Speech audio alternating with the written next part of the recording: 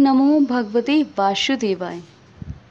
आषाढ़ मास के कृष्ण पक्ष की योगिनी एकादशी का महात्म्य। धर्मराज युधिष्ठिर जी ने पूछा, वासुदेव, आषाढ़ के कृष्ण पक्ष में जो एकादशी होती है उसका क्या नाम है? कृपया उसका वर्णन कीजिए। भगवान श्री कृष्ण बोले, निपश्रेष्ठ, आषाढ़ के कृष्ण पक्ष की एकादशी का नाम योगिनी है। यह बड़े बड़े पातकों का नाश करने वाली, संसार सागर में डूबे हुए प्राणियों के लिए यह सनातन नौका के समान है। तीनों लोकों में यह सारभूत व्रत है। अलकापुरी में राजाधिराज कुबेर रहते हैं। वे सदा भगवान शिव की भक्ति में तत्पर रहने वाले हैं। उनके हेममाली नाम वाला एक यक्ष सेवक था जो पूजा के लिए फूल लाया करता था। हेममाली की पत्नी बड़ी सुंदर थी। उसका नाम विशालाक्षी था। वह यक्ष कामपास में आबद्ध होकर सदा अपनी पत्नी में आसक्त रहता था। एक दिन की बात है, हेममाली मानसरोवर से फूल लाकर अपने घर में ही ठहर गया और पत्नी के प्रेम में डूबा रहा। अतः कुबेर के भवन में न जा सका। इधर कुबेर मंदिर में बैठकर शिव का पूजन कर रहे थे। उन्होंने दोपहर तक फूल आने की प्रतीक्षा की। जब पूजा का समय व्यतीत हो गया तो यक्षराज ने कुपित होकर सेवकों से पूछा, यक्षों, दुरात्मा, हेममाली क्यों नहीं आ रहा है? इस बात का तो पता लगाओ। यक्षों ने कहा, राजन, वह अपनी पत्नी की कामनाओं में आसक्त हो अपनी इच्छा के अनुसार घर में ही रमण कर रहा है। उनकी यह बात सुनकर कुबेर क्रोध में भर गए और तुरंत ही हेममाली को बुलवाया। देर हुई जानकर हेममाली के नेत्र भय से व्याकुल हो रहे थे। वह आकर कुबेर के सामने खड़ा हुआ। उसे देखकर कुबेर की आंखें क्रोध से लाल हो गई। वे बोले, अरे पापी, ओ दुष्ट, दुराचारी, तूने भगवान की अवहेलना की है।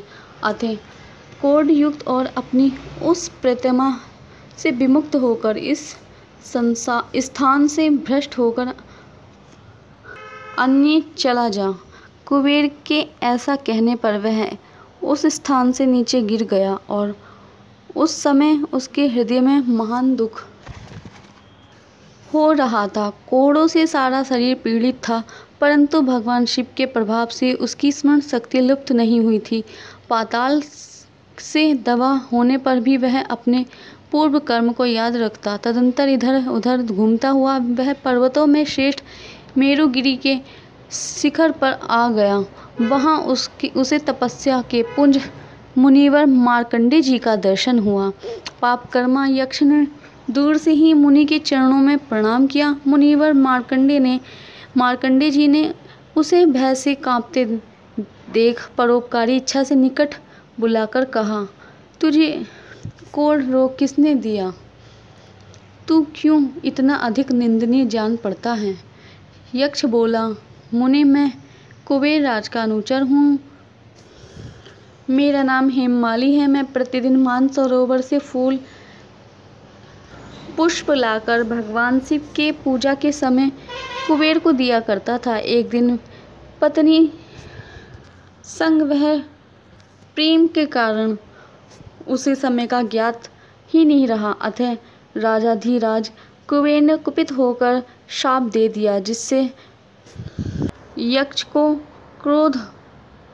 कोढ़ आक्रांत होकर अपनी प्रतिमा से बिछुड़ गया। मुनिश्रेष्ठ, इस समय किसी शुभ कर्म के प्रभाव से मैं आपके निकट पहुंचा हूँ। संतों का चित्त स्वभाव परोपकार में लगा रहता है। यह जानकर मुझ अपराधी को कर्तव्य का उपदेश दीजिए। मार्कंडेय जी ने कहा, तुमने यहाँ सच्ची बात कही, असत्य भाषण नहीं किया, इसलिए मैं तुम्हें कल्याणप्रद व्रत उपदेश करता हूँ। तुम आषाढ़ के कृष्ण पक्ष में योगिनी एकादशी व्रत करो। इस व्रत के पुण्य से तुम्हारी कोट निश्चय ही दूर हो जाएगी। भगवान श्री कृष्ण बोले। ऋषि के ये वचन सुनकर हेममाली दंड की भांति मुनि के चरणों में पड़ गया। मुनि ने उसको उठाया, इससे उसको बड़ा हर्ष हुआ। मार्कंडेय जी ने उपदेश से उसने योगिनी एकादशी का व्रत किया, जिससे उसके शरीर की कोढ़ दूर हो गई। मुनि के कथानुसार उस उत्तम व्रत का अनुष्ठान करने पर वह पूर्ण सुखी हो गया।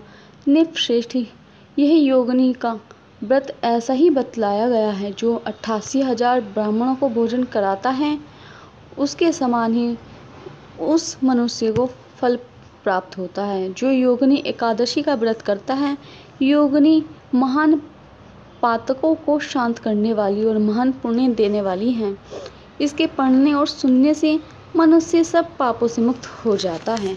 बोलो भगवान श्री कृष्ण की जय।